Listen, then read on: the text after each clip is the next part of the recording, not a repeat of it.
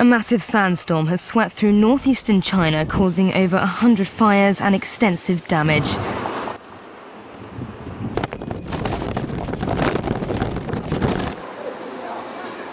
Turning the middle of the day into night, visibility has been reduced to nearly zero in some states, dropping to freezing temperatures in some areas. 黄色沙尘，到点城市一片昏暗。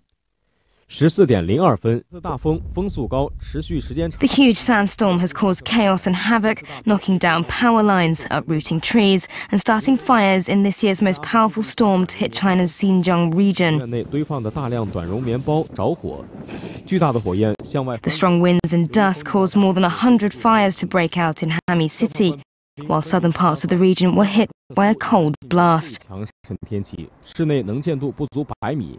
Locals have been advised to stay indoors as the storms continue.